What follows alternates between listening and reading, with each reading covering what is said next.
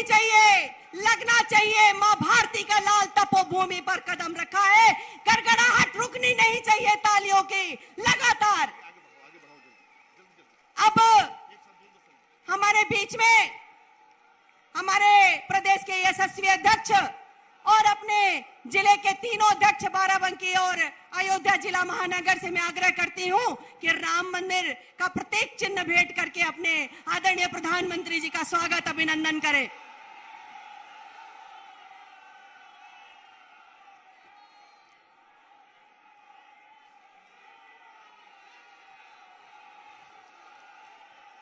बहुत बहुत धन्यवाद। अब हमारे बाराबंकी और अयोध्या के सांसद, मैं उनसे निवेदन करूंगी कि बाराबंकी का जो गमछा विश्व में भी प्रसिद्ध है, ओडीओपी के मैं गमछा उड़ाकर अपने आदरणीय प्रधानमंत्री जी का स्वागत अभिनंदन करें। लल्लू सिंह जी, उपेंद्र सिंह रावत जी।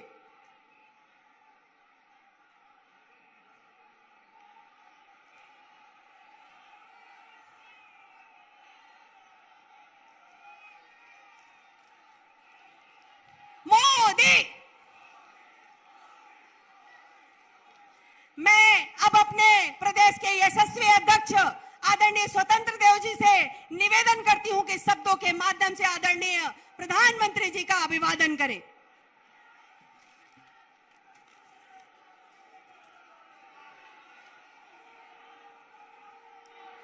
बाराबंकी के इस पावन भूमि पर पधारे 135 करोड़ देशवासियों के सेवक, विश्व के सर्वोच्च नेता माननीय प्रधानमंत्री नरेंद्र मोदी का हृदय से स्वागत अभिनंदन करता हूं। मित्रों, एक बार अपने स्थान पर खड़ा होकर मोदी मोदी मोदी,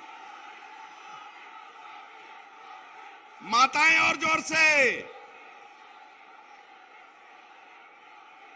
साथियों, माननीय मोदी जी ने प्रधानमंत्री के पद की शपथ लेते ही पंक्ति के अंतिम व्यक्ति के विकास के लिए 24 घंटे सप्ताह में 7 दिन काम करना शुरू किया। सबसे पहले गरीब का हाथ पकड़ के उसका बैंक में खाता खुलवाया, फिर उस बैंक के खाते में बिना बिचौलियों के रुपया भेजने का काम किया। मित्रों, जो परिवार के सर पर छत न होने के कारण रात दिन रोया, उस परिवार के आंसू पोंछकर उनके सपनों का पक्का मकान किसी ने बनवाया तो आदरणीय नरेंद्र मोदी ने बनवाया। मित्रों, जब मां बेटी के सम्मान की किसी ने सवाल उठाया तब मोदी ने शौचालय का निर्माण किया। अब साथियों, जब कोरोना का संकट आया तब मुफ्त राशन और मुफ्त टीकाकरण हुआ। गरीब, शोषित, वंचित, दलितों के, पिछड़ों के सेवक माननीय मोदी जी का मैं बाराबंकी धरती पर हृदय से स्वागत करता हूं। मित्रों, और सादर आमंत्रित करता हूं आदरणीय नरेंद्र मोदी को कि हम सबका मार्गदर्शन करें, अपने स्थान पर खड़े होकर तालियों के गड़गड़ाहट से मोदी मोदी मोदी मोदी मोदी मोदी मोदी मोदी मोदी मोदी मोदी मोदी मोदी मोदी मोदी मोदी। भारत माता की, भारत माता की। लोधेश्वर महादेव के पावन भूमि बाराबंकी और भगवान राम की सुहावनी अवधपुरी अयोध्या के लोगन का हम हाथ जोड़कर प्रणाम करित है।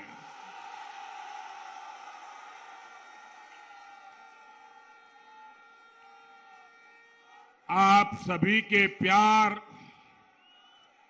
आपके इस आशीर्वाद के लिए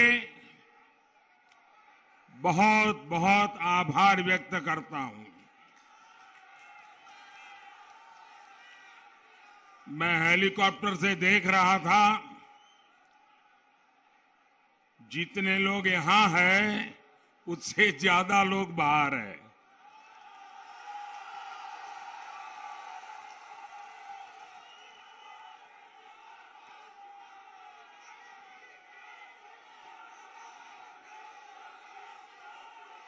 आप इतनी बड़ी तादाद में हम सबको आशीर्वाद देने के लिए आए, इसके लिए मैं फिर से एक बार आपका आभार व्यक्त करता हूं।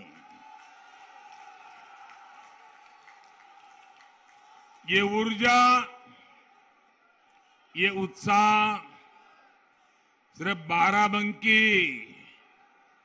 और अयोध्या तक ही सीमित नहीं है, बल्कि आज चौथे चरण में जहां मतदान हो रहा है, वहां के मतदाताओं को भी भारी संख्या में मतदान करते देख करके पूरे देश के लोकतंत्र प्रेमियों को एक विशेष आनंद हो रहा है और सुबह सुबह बहुत बड़ी तादाद में मतदान के लिए निकले हुए सभी लोगों का मैं अभिनंदन करता हूं। उत्तर प्रदेश में हो रहे ये चुनाव यूपी के विकास के साथ ही देश के विकास के लिए भी उतने ही महत्वपूर्ण है। क्षेत्रफल के हिसाब से भले ही यूपी देश का 7% हिस्सा हो, लेकिन आबादी को देखें तो भारत की 16% से ज्यादा जनसंख्या ये हमारे उत्तर प्रदेश में है। इसलिए यूपी के लोगों का विकास भारत के विकास को गति देता है। यूपी के लोगों का सामर्थ्य भारत के लोगों का सामर्थ्य बढ़ाता है।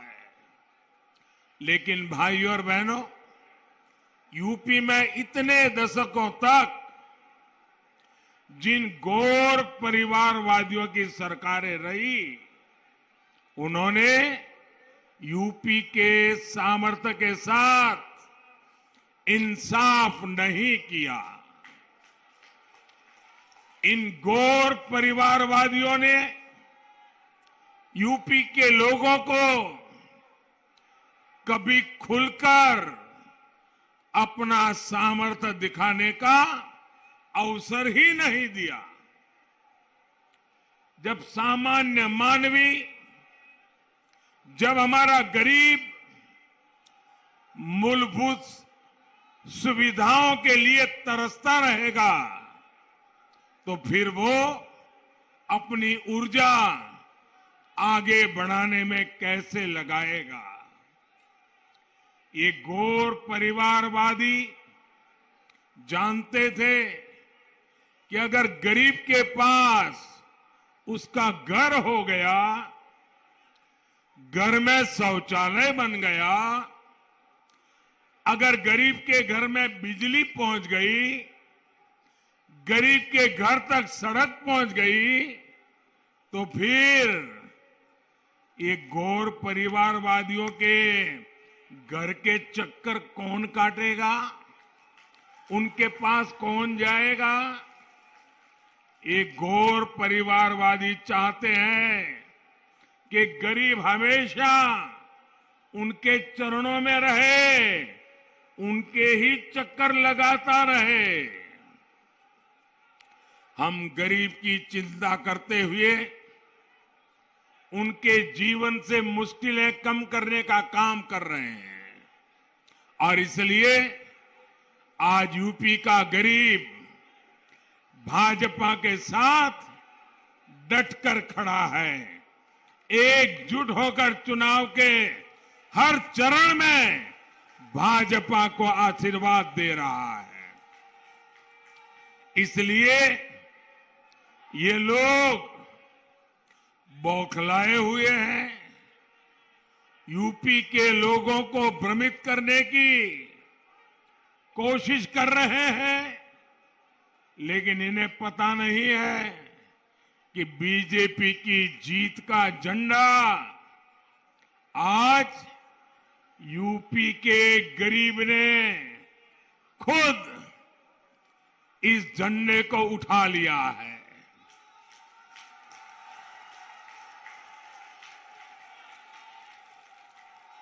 जिन 15 करोड़ लोगों को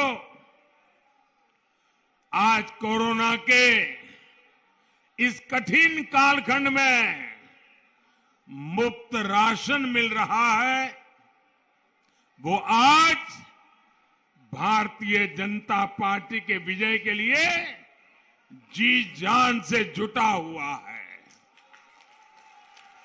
जिन गरीबों को, मध्यम वर्ग को, बुजुर्गों को इस कोरोना काल में 28 करोड़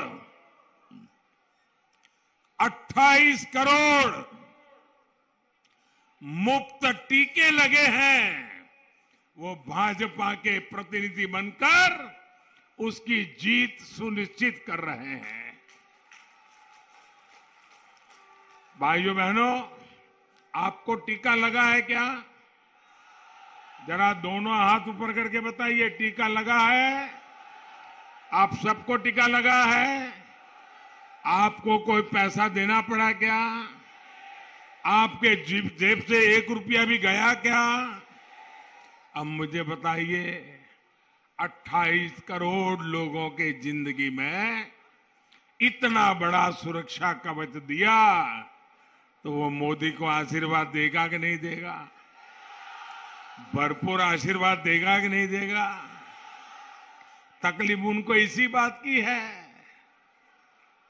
यही कोरोना वैक्सीन है जिनके कारण आज हमारे युवा स्कूल कॉलेज जा पा रहे हैं, व्यापार कारोबार चल पड़ा है, और इसलिए यूपी कह रहा है, आएगी तो भाजपा ही, आएगी तो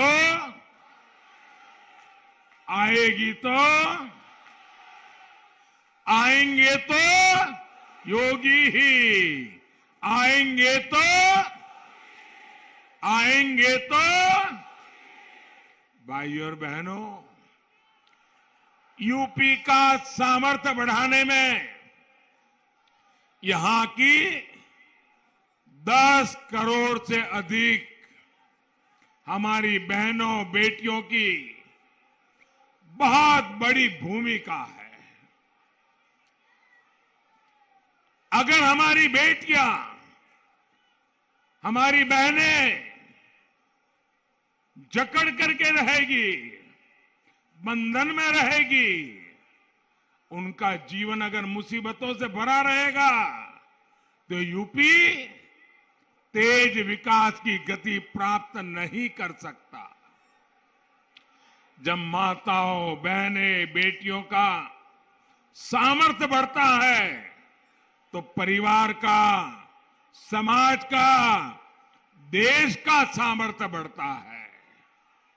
हमारी बहनों बेटियों की जिन समस्याओं को इन लोगों ने छोटा समझा, उनको ही मोदी ने छोटा नहीं समझा। बहन बेटियों की, माताओं बहनों की मुसीबतें, ये मेरे लिए सबसे बड़ी प्राथमिकता रही है। घर और स्कूल में शौचालय हो, गैस कनेक्शन हो, बिजली पानी कनेक्शन हो, गर्भावस्था के दौरान हजारों रुपयों की सीधी मदद हो, ऐसे हर काम को हमने पूरे मन से, पूरी लगन से किया। यूपी में हमने जो लाखों घर पीएम आवास योजना के बनाए हैं, वो भी ज्यादातर महिलाओं के ही नाम है।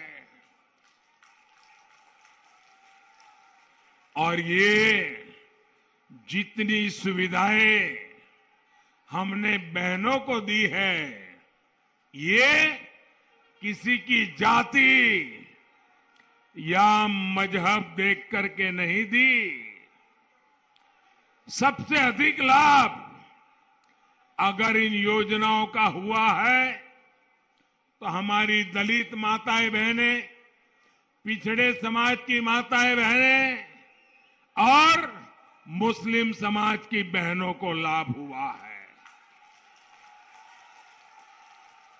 अस्पतालों में जो 5 लाख रुपए तक मुफ्त इलाज मिल रहा है, उसका भी इन वर्गों की बहनों को लाभ रहा है। भाई और बहनों, दुर्भाग्य से पहले की सरकारों ने हमारी बेटियों की जरूरतों, उनके परेशानियों पर बिल्कुल ही आंखें बंद कर दी थी, ध्यान ही नहीं दिया। अगर उनके हृदय में जरा सा भी दर्द होता तो क्या वो उन मंचलों को खुली छूट देते जो स्कूल से आने जाने वाली हमारी बेटियों को छेड़ते थे? आज यूपी में ऐसे मंचलों को पता है कि अगर सीमा लांघी तो कड़ी कार्रवाई होगी। साथियों, 3 तलाक जैसी कुप्रथाओं ने कैसे मुस्लिम बेटियों को, पूरे परिवार को असुरक्षित कर दिया था, ये सब जानते हैं। और जो दावा करते हैं कि वो तो परिवार वाले हैं, उसमें बुरा क्या है? हम परिवार वाले हैं इसलिए परिवार का दुख जानते हैं। मैं जरा घोर परिवारवादियों से पूछता हूं, आप अगर परिवार के इतने गुणगान गाते हो तो आपको ये मेरी मुस्लिम बेटियों के दर्द की चिंता क्यों नहीं हुई? मेरी मुस्लिम बेटियों बहनों को छोटे छोटे बच्चे लेकर के पिता के घर लौटना पड़ता था, तब तुम्हें परिवार का दर्द क्यों समझ नहीं आया? हम परिवार वाले नहीं हैं, लेकिन हर परिवार के दर्द को पहचानते हैं, क्योंकि पूरा हिंदुस्तान हमारा परिवार है, पूरा उत्तर प्रदेश मेरा परिवार है, आप सब मेरे परिवार के हैं। आपने वोट बैंक की वजह से इन लोगों ने मुस्लिम बेटियों के जीवन की पहाड़ जैसी दिक्कतों को देखने की भी फुर्सत नहीं थी, नजरअंदाज कर दिया। ये हमारी ही सरकार है जिसने इन मुस्लिम बहनों को 3 तलाक के दुष्चक्र से मुक्त किया है। और साथियों, आप ये भी समझिए, कुछ लोग बहुत बड़ी गलती करते हैं। ये सिर्फ बेटियों को सुरक्षा देता है ऐसा नहीं है, ये उन मुस्लिम बेटियों के पिता को भी सुरक्षा देता है, ये मुस्लिम बेटियों के भाई को भी सुरक्षा देता है, ये मुस्लिम बेटियों की माता को भी सुरक्षा देता है। क्योंकि बड़े अरमानों के साथ बेटी की शादी करा करके ससुराल भेजते हैं माँ बाप, जीवन में कितना बड़ा आनंद और संतोष होता है। लेकिन वही बेटी 5-10 साल के बाद 3 तलाक 3 तलाक 3 तलाक सुन के जब घर लौट आती है, आप कल्पना कर सकते हैं उस बेटी के बाप पर कितनी बीतती होगी, उस बेटी के मां पर कितनी बीतती होगी, उस बेटी के भाई को कितना दर्द होता होगा। तुम परिवार वाले हो, अरे तुम्हें तो इस दर्द का पता चलना चाहिए था, तुम्हें नहीं चला, क्योंकि तुम्हें सिर्फ बैलेट बॉक्स ही दिखता है, तुम्हें किसी की जिंदगी नहीं दिखती है। हमारी बेटियों की सुरक्षा और सम्मान बढ़े, ये डबल इंजन की सरकार की हमेशा प्राथमिकता रही है। इसलिए 2014 में जब आपने हमें अवसर दिया तो हमने इसके लिए ईमानदारी से काम किया। भाजपा सरकार ने तय किया कि सभी राज्यों में महिलाओं की सुनवाई के लिए वन स्टॉप सेंटर, थानों में महिला हेल्प डेस्क और विशेष फास्ट ट्रैक कोर्ट्स बने।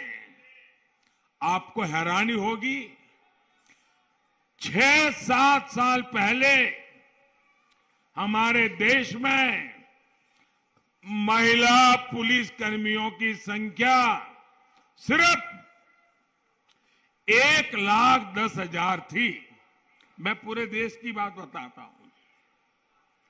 अब महिला पुलिस कर्मियों की संख्या सिर्फ 5-7 साल में 2.25 लाख के भी ऊपर पहुंच चुकी है। भाइयों बहनों, यूपी में इतने दशकों तक कांग्रेस, सपा, बसपा की सरकारें रही, लेकिन योगी जी के आने के पहले उत्तर प्रदेश में करीब करीब 11,000 महिला पुलिसकर्मी थी। 11,000। 7 दशक के बाद कहां पहुंचे? 11,000। बीते 5 साल में ही हमारे योगी जी ने, भाजपा सरकार ने लगभग 20,000 नई भर्तियां हमारी बेटियों की पुलिस में की है भाइयों। और इतना ही नहीं, हमने पुलिस में ही बेटियों की भागीदारी की ऐसा नहीं, बल्कि सीआरपीएफ, बीएसएफ, ऐसे अर्धसैनिक बलों और सेना में भी हम बेटियों की भागीदारी का विस्तार कर रहे हैं। आज बेटियां ज्यादा से ज्यादा संख्या में कमांडो बनकर देश और समाज को सुरक्षा दे रही है। सेना में भी हर मोर्चे को हमने बेटियों के लिए खोल दिया है। सैनिक स्कूलों, मिलिट्री एकेडमी में अब बेटियां भी पढ़ाई कर रही हैं, ट्रेनिंग ले रही है। भाइयों और बहनों, ये प्रयास बेटियों की सरकारी सेवाओं में अधिक भागीदारी के तो है ही, उससे भी अधिक ये बेटियों का आत्मविश्वास बढ़ाने का प्रयास भी है। हम ऐसे ही सामर्थ्यवान उत्तर प्रदेश की तरफ बढ़ रहे हैं। इसी के लिए आपसे फिर एक बार दोबारा भारी समर्थन मांग रहे हैं।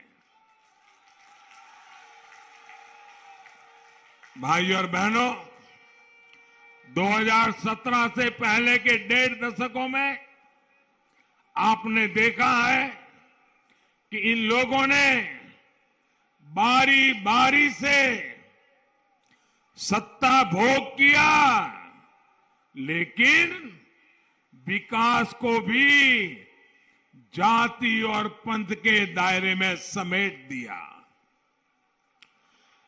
हर सुविधा में ये लोग भेदभाव करते थे, पक्षपात करते थे। बाराबंकी और अयोध्या राजधानी लखनऊ से ज्यादा दूर नहीं है। यहां बिजली की क्या स्थिति थी? 2017 से पहले उत्तर प्रदेश में बिजली पैदा ही बहुत कम होती थी। जो पैदा होती थी वो दशकों पुरानी ट्रांसमिशन लाइनों, पुराने ट्रांसफार्मर्स का नेटवर्क वही उसको खा जाता था।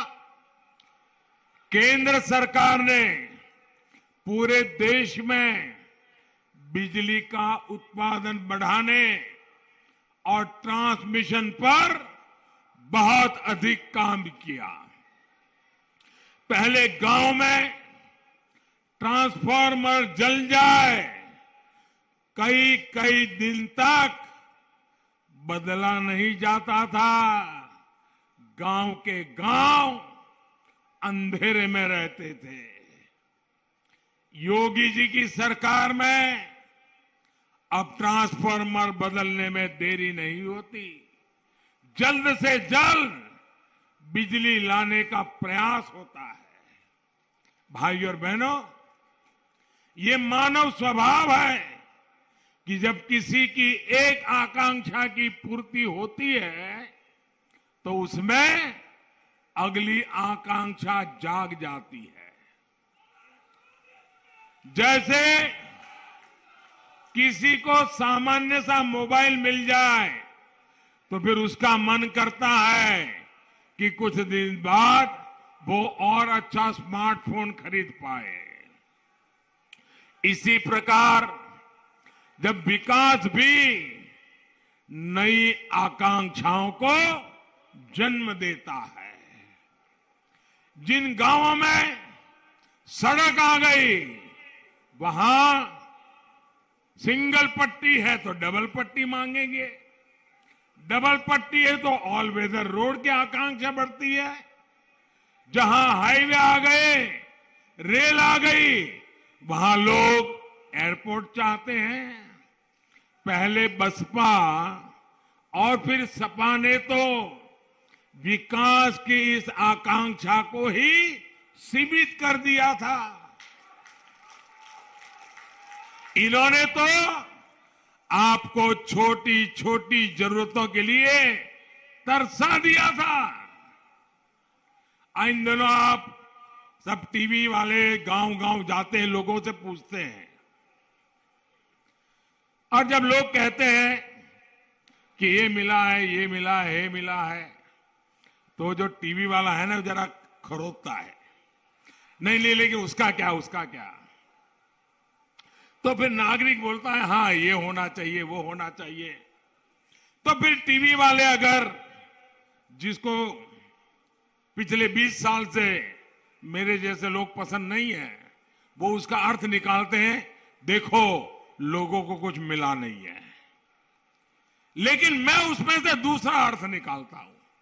मैं देखता हूं कि मैंने आज देश में एक वातावरण पैदा किया है, जिस वातावरण से लोगों की चाह बढ़ी है। उनको लगता है इतना तो हुआ और अधिक होना चाहिए, इतना तो हुआ और अधिक होना चाहिए। और लोग पहले तो कहते ही नहीं थे, पहले तो ये कहते थे भाई क्या करें, हम तो गरीब के घर में पैदा हुए, ये इलाका ही ऐसा है, लोग ये चलो भाई भगवान ने जन्म दिया गुजारा कर लेंगे। आज ऐसा नहीं कह रहे हैं। मुझे गर्व है, मेरे देशवासी कह रहे हैं हमें ये चाहिए, हमें वो चाहिए, क्योंकि उनको मोदी पे भरोसा है।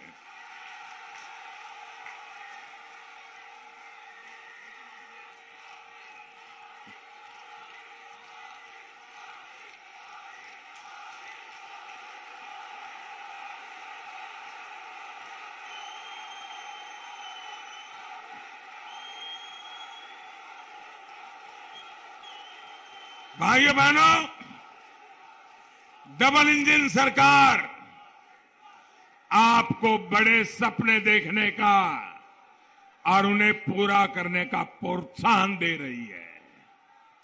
पूर्वांचल एक्सप्रेस ऐसा ही एक प्रयास है। ये एक्सप्रेस वे इस पूरे क्षेत्र में रोजगार, व्यापार, कारोबार को गति देने वाला है। इसके इर्द गिर्द लगने वाली फैक्ट्रियां आने वाले सालों में इस क्षेत्र की तस्वीर बदलने वाले हैं। अयोध्या में हो रहा एयरपोर्ट का विस्तार इस क्षेत्र की कनेक्टिविटी को और सशक्त करने वाला है। इससे देश और दुनिया के पर्यटकों के लिए, श्रद्धालुओं के लिए आवाजाही बहुत आसान हो जाएगी। 21वीं सदी में अयोध्या का विकास सिर्फ अयोध्या तक सीमित नहीं रहेगा, बल्कि इस पूरे अवध क्षेत्र से पर्यटन और तीर्थाटन की संभावनाओं को विस्तार देगा। भाइयों और बहनों, हमारी सरकार छोटे किसानों की जरूरतों, उनकी आवश्यकताओं को ध्यान में रखते हुए भी काम कर रही है। हमारे एक किसान साथी फल, सब्जी उगाते हैं, पशुपालन का काम करते हैं।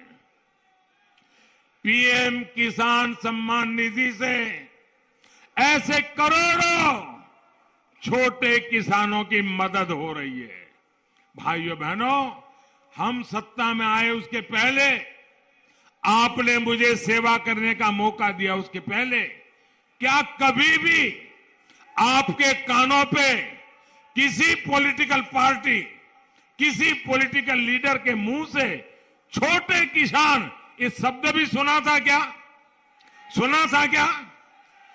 इस देश में 80-90% छोटे किसान हैं, लेकिन देश के राजनेताओं को, देश की सरकारों को छोटे किसानों की परवाह नहीं थी। भाइयों, जिसके पास 1 हेक्टेयर से भी ज्यादा जमीन नहीं है, छोटा सा जमीन का टुकड़ा है, वो भी परिवार बढ़ता है तो बढ़ जाता है, उन छोटे किसानों की चिंता इस देश में एक भी सरकार ने नहीं की थी।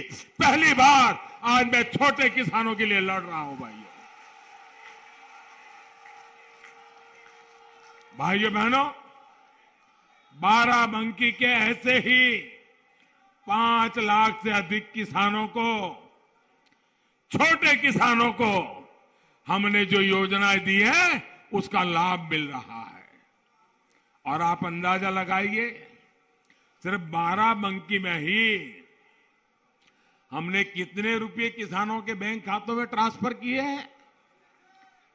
मैं सिर्फ बाराबंकी का बताता हूं, और सीधे उनके बैंक खाते में गए हैं। कोई बिचौलिया नहीं, कोई कटमनी नहीं, कोई मेरा तेरा नहीं, किसान मतलब किसान।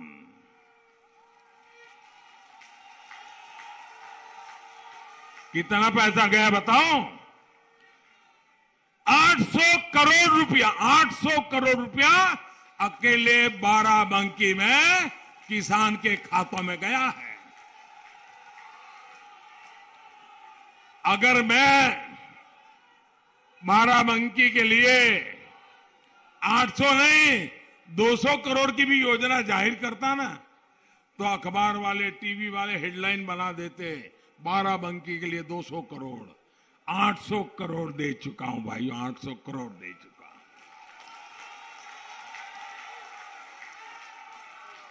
हमारी सरकार अपने मेहनत कर किसानों के सामर्थ्य में सहयोग के लिए खर्च कर रही है। साथियों, भाजपा सरकार की कार्य संस्कृति है कि हम समस्याओं के स्थायी समाधान पर बल देते हैं। चीनी की पैदावार अधिक हो गई, अंतर्राष्ट्रीय बाजार में कीमतें गिर गई, तो गन्ना किसानों को बहुत समस्या आती है। लेकिन सपा बसपा वालों ने इसका आसान रास्ता निकाला और चीनी मिलों को ही बंद कर दिया। ना रहेगा बांस, ना बजेगी बांसुरी। लेकिन भाजपा की सरकार गन्ना किसानों की समस्याओं के स्थायी समाधान पर काम कर रही है। हमने चीनी मिलों की सेहत तो सुधारी, गन्ने से इथेनॉल पर भी जोर दिया। यानी जब गन्ना ज्यादा हो जाए तो बेकार ना हो जाए, उसे इथेनॉल बनाया जाए ताकि मेरे किसान को परेशानी ना हो। इथेनॉल की बिक्री से जो पैसा मिल रहा है वो चीनी मिलों के साथ ही गन्ना किसानों का भी फायदा कर रहा है। साथियों, पशुधन हमारी खेती का अभिन्न हिस्सा है। पशुधन की समृद्धि के लिए हमारी सरकार आजादी के बाद पहली बार, दोस्तों आप देखिए ये सरकारें कैसे चलाते थे, उनकी प्राथमिकताएं क्या थी। आजादी के बाद पहली बार 13,000 करोड़ रुपए की लागत से हमने पशुओं के टीकाकरण का अभियान चला रखा है। हम सिर्फ कोरोना के लिए मनुष्य का टीकाकरण कर रहे हैं ऐसा नहीं, ये खुरपका, मुंहपका, फूट एंड माउथ डिसीज जो हमारे पशुओं को होता है उनको बचाने के लिए 13,000 करोड़ रुपए का टीका अभियान चला रहे हैं भाइयों। हमारी सरकार ने गोबरधन योजना भी शुरू की है। पशुओं के गोबर से बायोगैस बनाने के लिए यूपी में अनेकों प्लांट का निर्माण हो रहा है। इस गोबर से भी किसानों की कमाई होगी और साथ ही उन्हें जैविक खाद भी मिलेगी। खेती का खर्चा कम होगा। भाइयों बहनों, डबल इंजन का काम तेजी से जारी रहे, ये यूपी के विकास के लिए आवश्यक है। इसलिए आपसे मैं आग्रह करने आया हूं, भारी बहुमत से योगी जी को फिर से लाना है।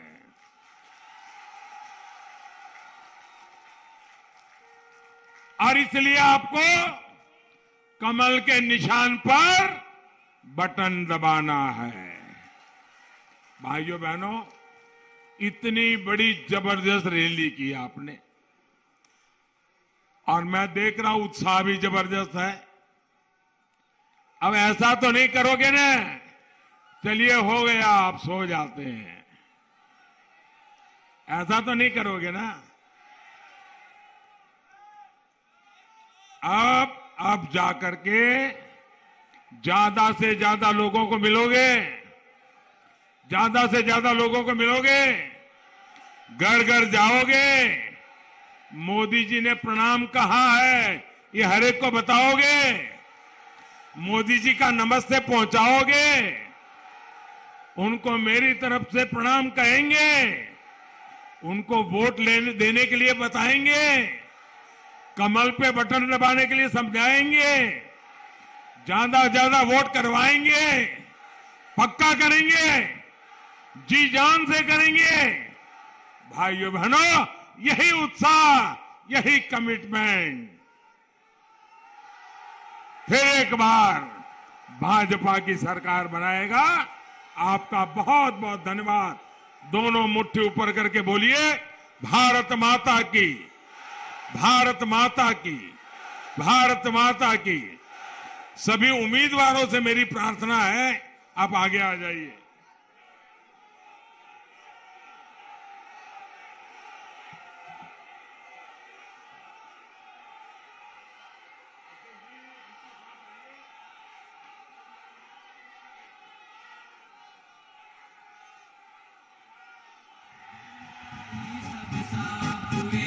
जातिवाद परिवारवाद के चेहरे सभी